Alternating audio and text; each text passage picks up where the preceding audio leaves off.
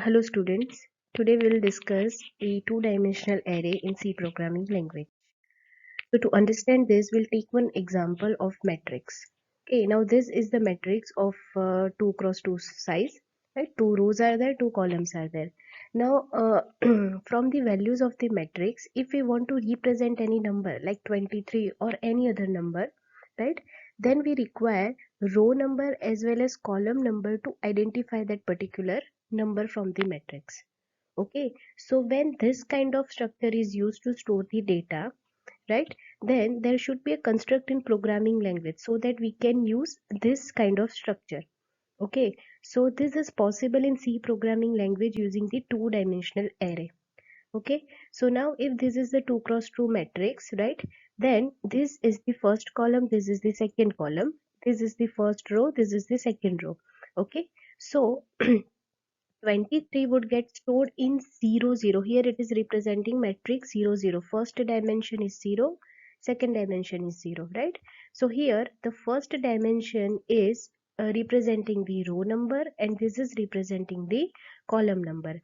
As in the array, indices starts with 0, right? So that's why the first row and first column would be described using 0 number. Okay, so 23's location is this matrix 0 0. Same way 24 is at row number 1 and column number 2. So it will be represented using 0 1, first row and the second column. Okay, so this is how the two-dimensional arrays are used in C programming language. Now if you want to declare that array in your programming language, right, then first you have to specify the type, means data type, that which kind of values you are going to store in that array. Then you have to specify the array name, and then you have to specify the two dimension.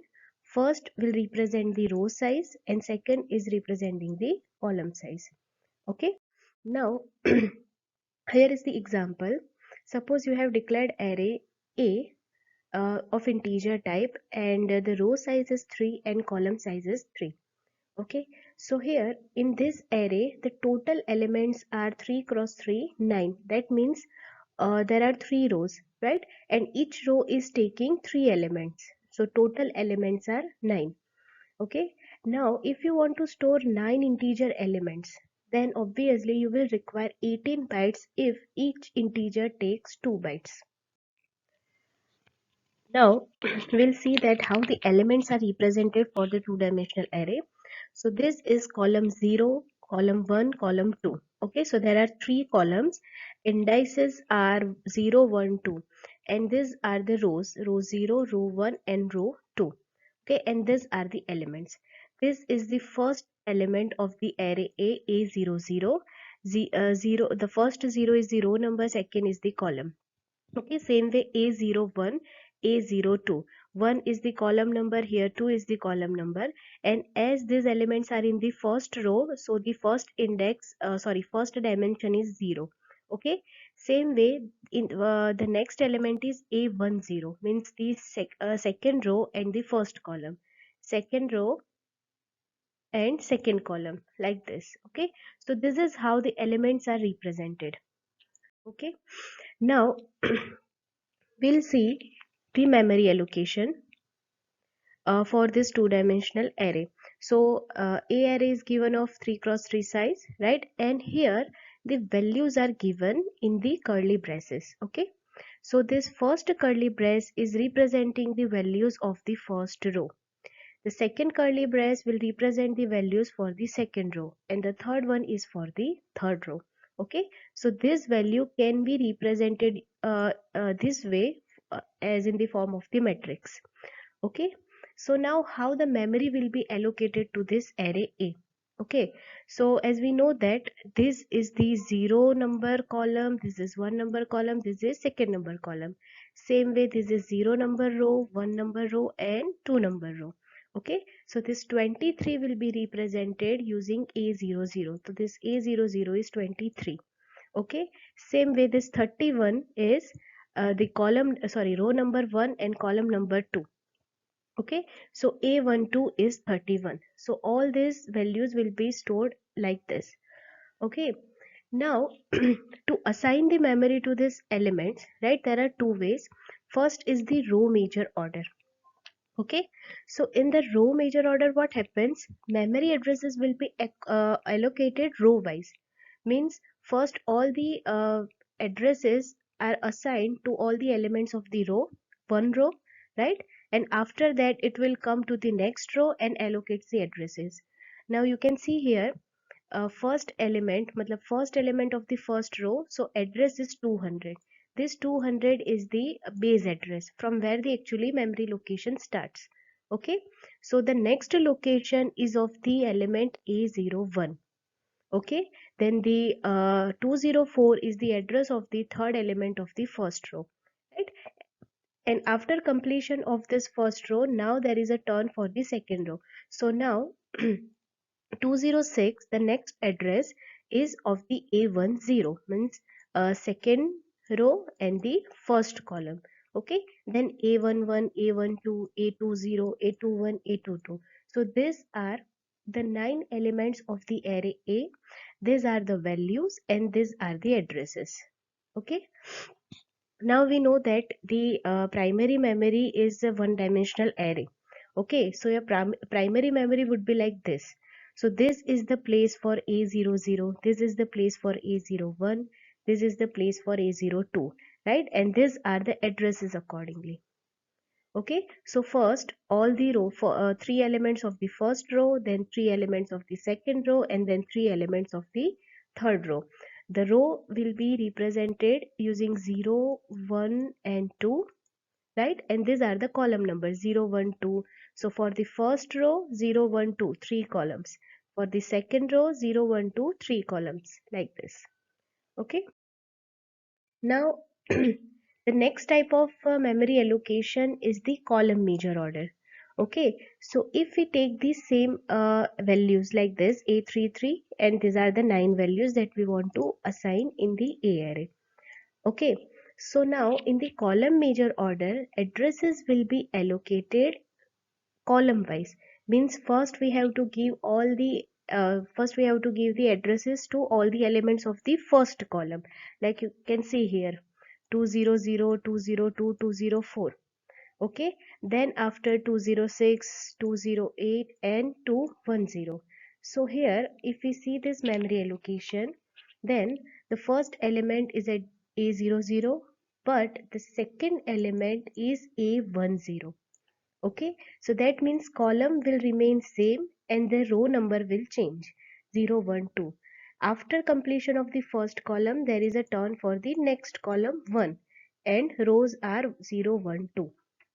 Okay, so this is a column major representation where first we have to give the addresses to the all elements of the one column, and then we will move to the next column. So this is the first column, this is the second column, and this is the third column.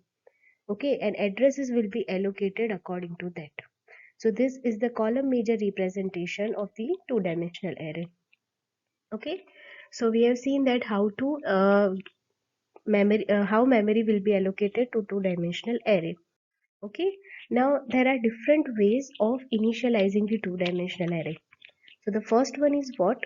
P is the name of the array, and first dimension is 2, means 2 rows are there, and second dimension is 3, means 3 columns are there. So total 6 elements are there in this T array.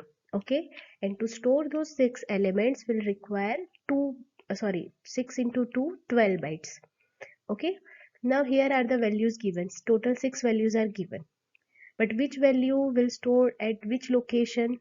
Okay, so here how it will be differentiated. So what we have to assume here, that every row is taking 3 elements.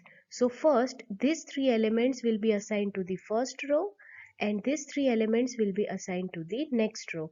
So all elements of first row 0 and all the elements of the second row 1.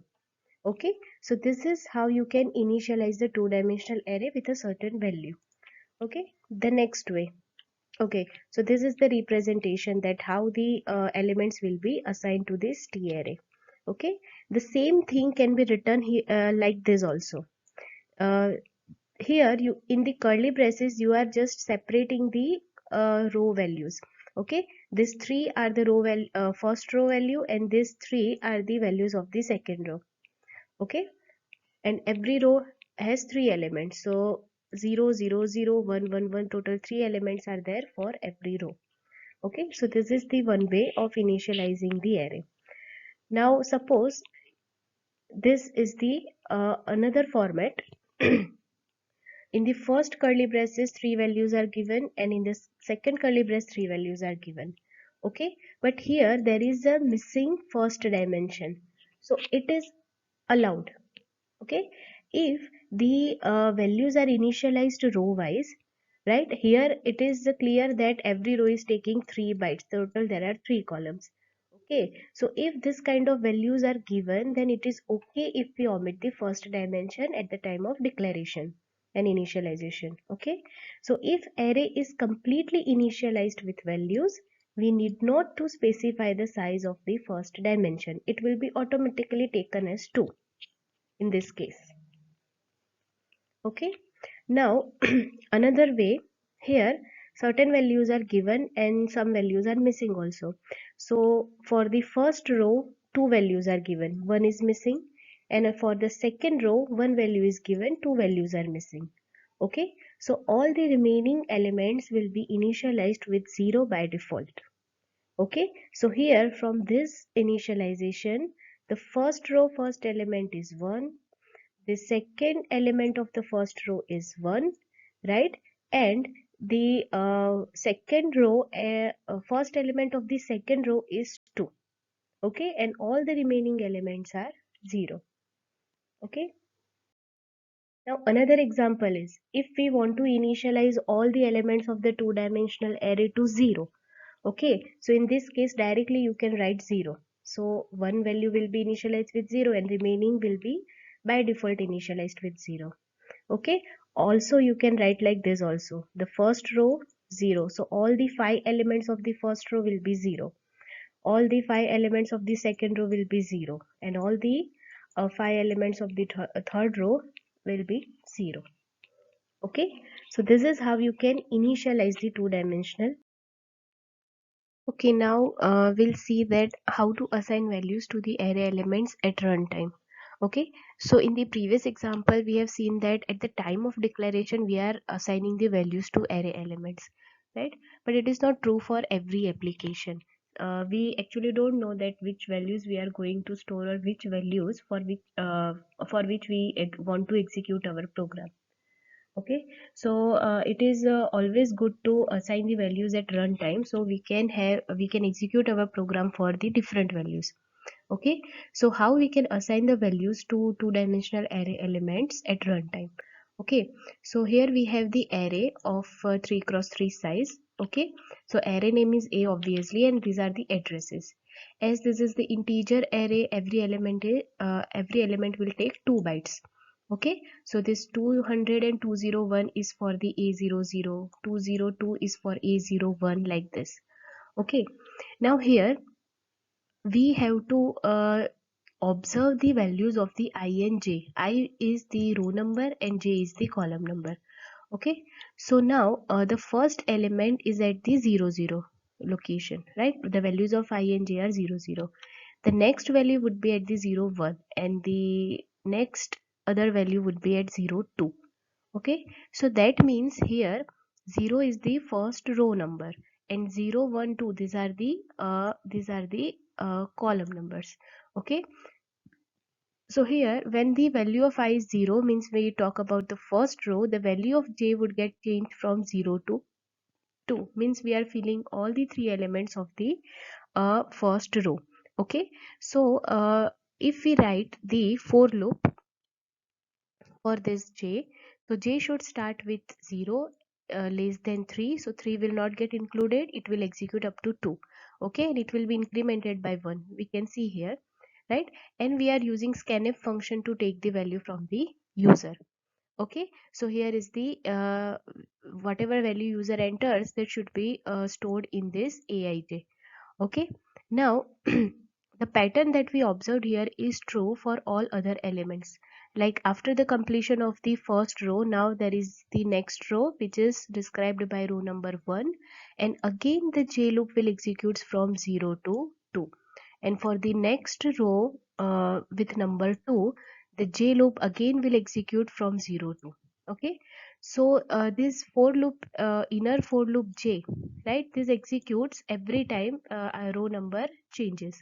Okay, so this should be written inside the for loop that represents the row number. So this for loop is for row and this for loop is for column. Okay, now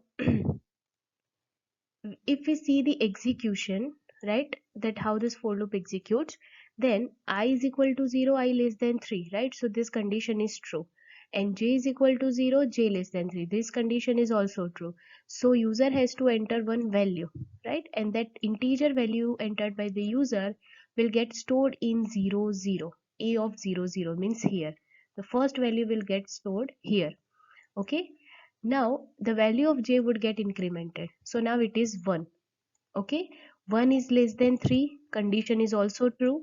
Okay, so again the scanf will get executed, right, and when the scanf executed, user has to enter the another integer value, and that value will get stored in a of 0 1 means here. So suppose the value is 2, so that will be entered here, sorry, that will be stored here. Okay, then after the value of j again incremented, and it will be 2 now. 2 is less than 3, condition is true, so again scanf will get executed, and the value entered by the user will get stored in 0 2. A02 means here. Okay, so the entered value is suppose 3, so this is the these are the values, right. Now after that the value of j would be incremented, and it is 3 now, but 3 is less than 3, condition is false. Okay, so the for loop execution has been completed, and now it will increment the value of I, right. So the value of I is 1, and again the inner for loop j would start, right, and it will execute from 0 to 2, and we have to again enter 3 integer values. Okay, so this is how this for loop will be used. Two for loops will be used to enter the elements of the two-dimensional array. Okay, so suppose these are the values entered by the user, so they will be stored accordingly.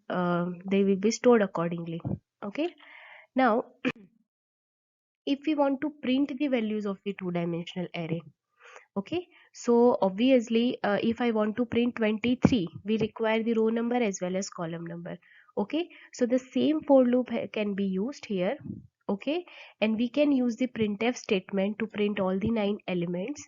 Okay, and here the same subscript can be used, I and j, right. So when I is equal to 0, j would execute up to 0 to 2. When I becomes 1, right, again the j loop will be executed from 0 to 2, and the respective elements will be printed. Okay, but here we have written backslash, sorry, here new line character we have printed. Okay, so why this has been written?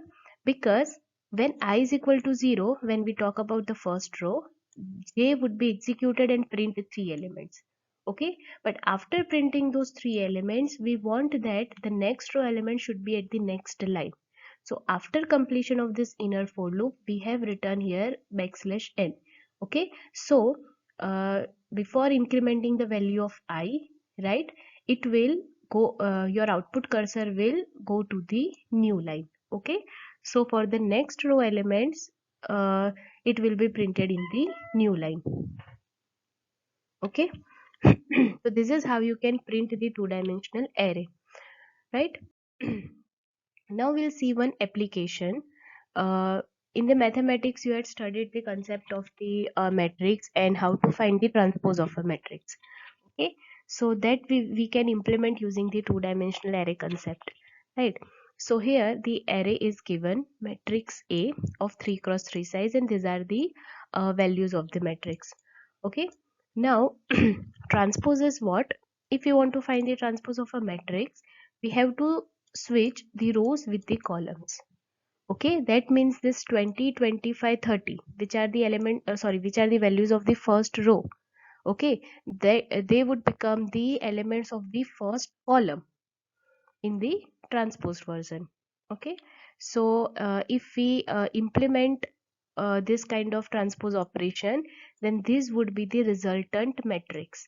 20, 25, 30, which are the elements of the first row, would become the elements of the first column in the transpose. Same way 40, 45, 50, these are the elements of the second row. So they would become the elements of the second column in the transpose version of the matrix A. Okay, so this is what we want to implement.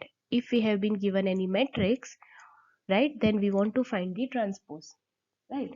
So see, this is the memory representation of the input. Okay, these are the 9 elements. These are the representations 0, 0, 0, 1, 0, 2, and these are the values. Okay, now if you want to find the transpose, then you want another array. So you have to take another array here, right?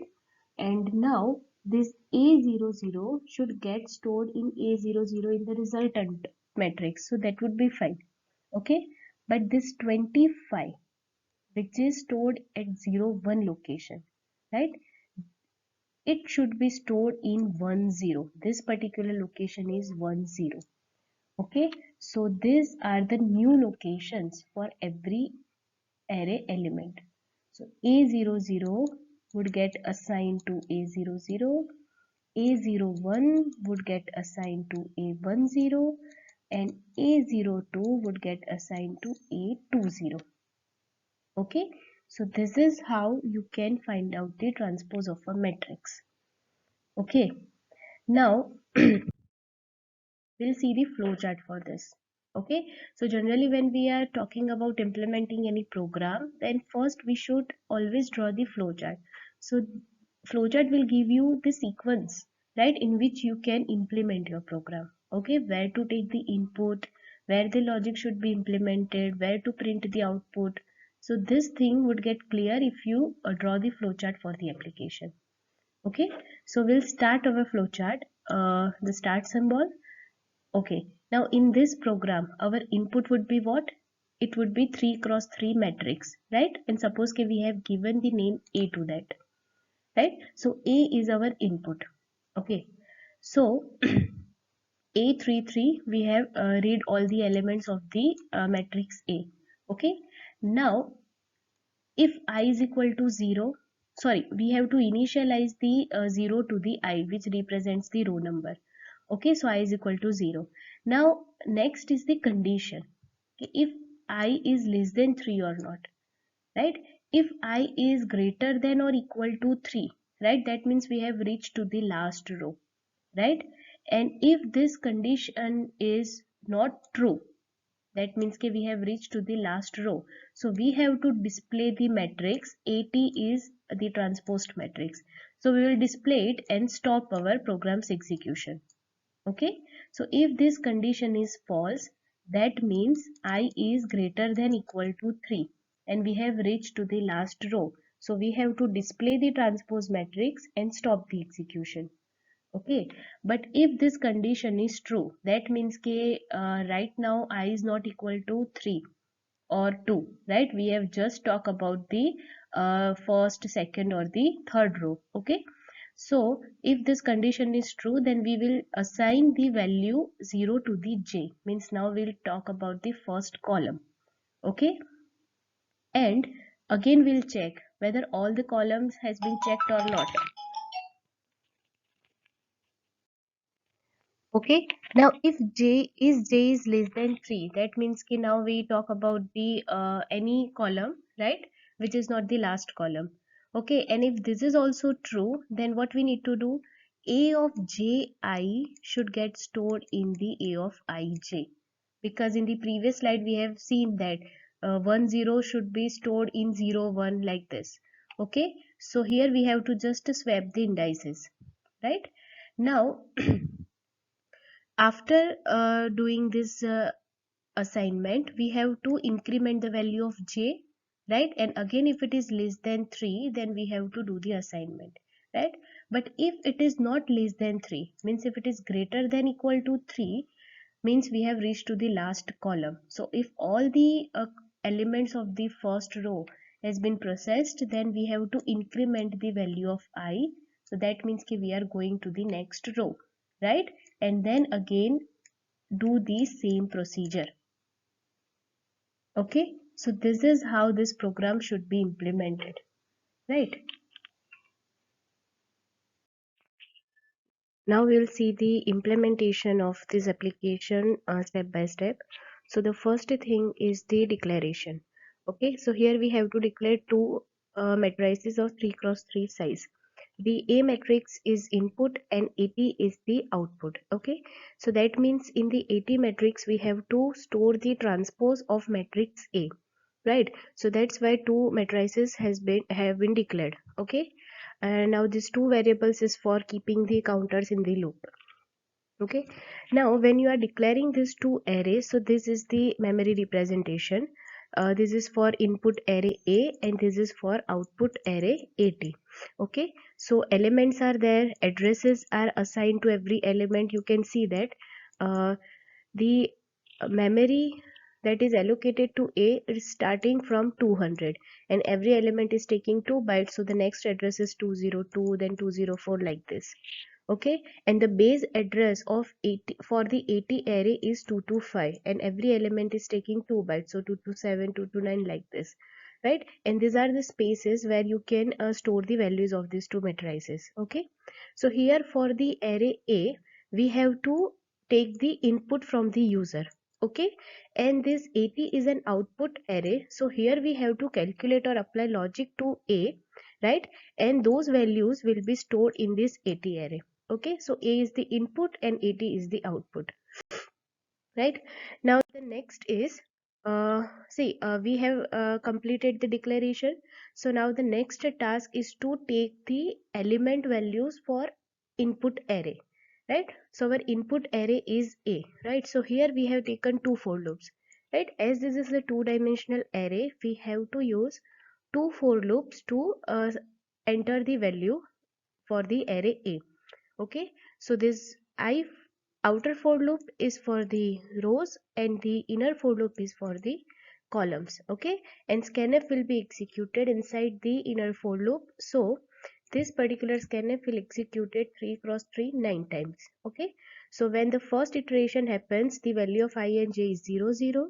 When the second iteration happens, value of I and j would be 0 1, and in the third iteration 0 2. And after the inner for loop execution will get completed, and now i's value will get incremented.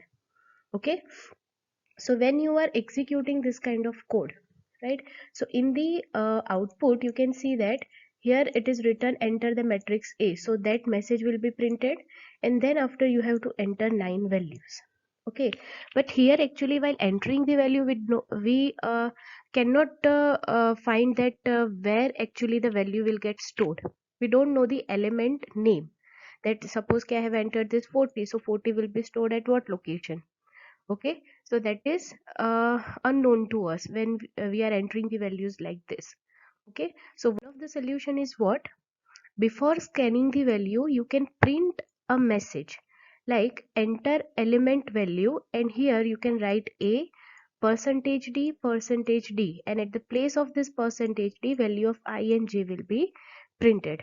Okay, so when you are entering any value like 20 25 30, so before that you can have this element name also. So you will have the idea that if I am entering 45, that can be stored in this 1 1, a of 1 1. Okay, so this kind of message you can print before scanning the values of the array. Okay, now input has been taken, right? So all the values are stored in the memory locations, right? Now we will print the array, whatever values we have entered. Now we'll print the two-dimensional array to check whether all the values are correctly stored or not. Okay, so this particular for loop is for the printing the array A. Okay, so this here we have entered the value, and then after following is the matrix A, so here the matrix will be printed. Okay, so what we have written here, two for loop, right? And then after A percentage D, these are for the two subscripts. Okay, I and j, and this percentage d is for the element value. So element value will be described by using both the subscripts I and j. Okay, So 3% D are required. Now we have printed the matrix value in this format. So in the output it will be like A00 equal to 20, then A01 equal to 25, A02 equal to 30. Okay, and after printing one row, you we have written this printf backslash n. Okay, so the next row's value will be printed in the new line. Okay, now next is, okay, now here see, this for loop is for scanning the value, so this is the output of that. Okay, then after this for loop is for printing the array elements, so this is the output. Okay, now here what we had done, following is the transpose of a matrix A, so we have just printed this message, following is a transpose of matrix A, and then we have used the for loop to print the values of AT, which is our output array. Okay, so here the output array will be printed, but now you can see the output. It is random. मतलब कि this particular AT array contains random values. Okay, so why this is? Because we have not applied any logic yet. Okay, we have not written any logic that will convert array A to its transpose. Okay, so obviously your in this AT array we have not assigned any value, so it will take the random values. Okay, so logic is missing in this program. Input is correct, output is okay, we have printed the output like this, so that is also correct, right? But logic is missing, so obviously your output would not get correct. Okay, so what we need to do, we have to insert logic at this place. Sorry, not this, it should be here. Okay, before this message, right? And when you apply the logic at this point and assign the appropriate value to the AT array, then this for loop will work fine and you will have your exact answer. Okay, so we revise that what we have to do here, A00 should get stored in A00, A01 should get stored in A10, and A02 should get stored in A20. Okay, so this is the logic that we need to apply. So here if A00, then the subscript in the AT array would remain same, 00 only. Okay, but here when you want to store A10, that would be stored in A01. So you can see this switching of this indices. Okay, and also we had discussed this logic in the flowchart also, right? So the same thing we have to implement here.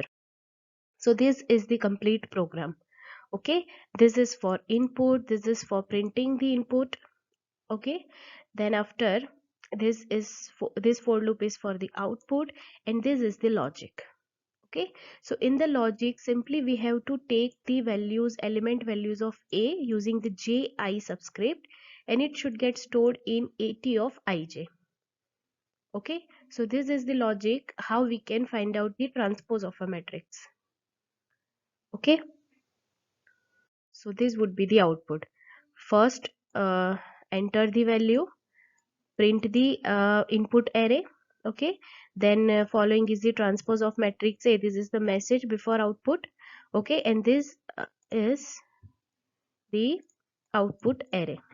Okay, so you can see here the 20, 25 and 30, these are the values of the first row.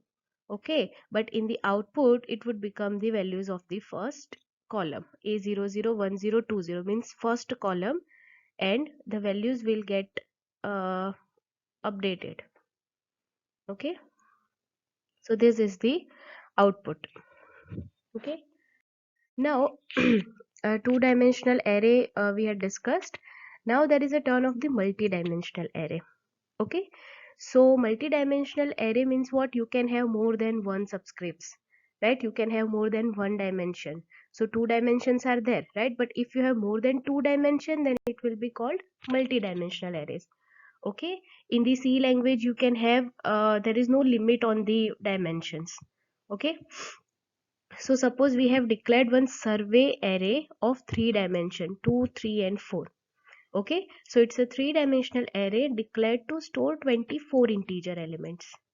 Okay, so 4 3s are 12, 2s are 24. Okay, so total 24 elements we can store here in this survey array. Okay, and every element is taking 2 bytes because it is integer, right? So total 48 bytes are required to store all the values of this array. Okay, now this three-dimensional array can be used to represent the different things. Okay, so one of the possibilities what that this survey array can represent a survey data of rainfall during the last 2 years, 2019 and 2020, suppose, right? So that means that this first subscript is describing the year. Okay, from September to December means 4 months. So the last subscript can be described or can describe the 4 months: September, October, November and December. Okay, and in 3 cities, suppose Ahmedabad, Vadodara and Surat, right? So this second dimension can represent the cities. Okay, so this array can be used to represent survey data of rainfall during the last 2 years. Okay, from September to December in matlab of the 4 months, and in 3 cities. Okay, so generally this multidimensional array can be represented as a series of two-dimensional arrays. Means you have a two-dimensional array of size 3 cross 4, and you have this kind of two arrays. 3 cross 4 is the size of one array, and likewise you have two arrays of 3 cross 4 size. Okay, so we'll see that how it actually can be represented. Okay, so here you can see that uh, the first subscript is 2. Sorry, the first dimension size is 2, right? Means that that means you have two elements. Okay, so survey 0 and survey 1, right? So you have two tables.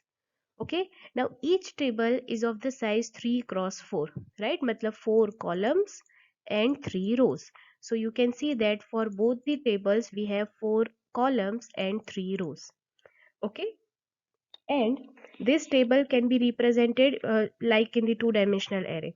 Okay, so 3 cross 4 means 0 0 0 1 0 2 0 3. This is the these are the elements of the first row. Okay, then after 1 0 1 1 1 2 1 3, these are the elements of the second row, right? And this 2 0 2 1 2 2 2 3, these are the elements of the third row, and the same thing will be replicated here in the second table also. Okay, now here we know that the second dimension, this 3, is representing the cities. Okay, and the third dimension, this 4, is representing the month. Okay, so when you are writing 0 1 means you are just accessing the first row and the second column, so it will be represented using 0 1. Okay, so what does it mean? This 0 means suppose Ahmedabad and 1 means October. Same way 0 0 means you first dimension is 0 or first subscript is 0. That means you are talking about Ahmedabad. Okay, in every element. Okay, if the first subscript is 1, then that means you are discussing about the Vadodara. Okay, and if it is 2, then you are talking about the Surat. Okay, so this is one interpretation. Then the last dimension of the array is representing the month. Okay, then this 0 means September, the value of the third subscript. Okay, so 1 means October, 2 means November and 3 means December. Okay, so same thing will be true for the second table also. Okay, so this is how the three-dimensional array can be represented, right? Now if you have written this element, this is the element survey 1 to 1, right? So matlab we are in this table 1, sorry, yes, table 1. Then there's 2 1, it is representing Surat and October. Okay, so that means what? This particular element survey 1 to 1 will denotes the rainfall in the month of October during the year 2020 in the city Surat. Okay, so you can declare the three-dimensional array like this, and you can represent it according to your application. Okay, now, okay, so the next topic is the dynamic array. Okay, so we will have an introduction in this chapter, right? Now we have seen that generally when we are declaring an array, we are specifying its size. It is compulsory to give the size when you are declaring the array. Okay, so that means what? Ki you are fixing the size of the array elements. Okay, but every time it is not possible that we know the size of the array in advance. Okay, it might be we want to decide the size at runtime, that how many elements we are actually going to store in the array. Okay, so when you are creating array at compile time, by specifying the size in the source code, it is fixed and it cannot be changed. Okay, so the process of allocating memory at compile time, it is called static memory allocation, right? And arrays that receive static memory allocation are called static arrays. So up to now we are using only the static arrays. Okay, but obviously there is a need to correctly guess the size of the array at compile time for this, right? And it is not possible for every application, correct? So what we need to do in that case, right? So in the C language, it is possible to allocate memory to arrays at runtime. Okay, so we are actually deciding the number of elements at runtime, right? So that is called a dynamic memory allocation, right? And arrays that receive this dynamic memory allocation are called dynamic arrays. Okay, so the actual size we are deciding at runtime. Now these dynamic arrays are created with the pointers and memory management functions like malloc, calloc and realloc. Okay, but these things you can learn in the subsequent chapters. Okay, so this is it for the arrays chapter.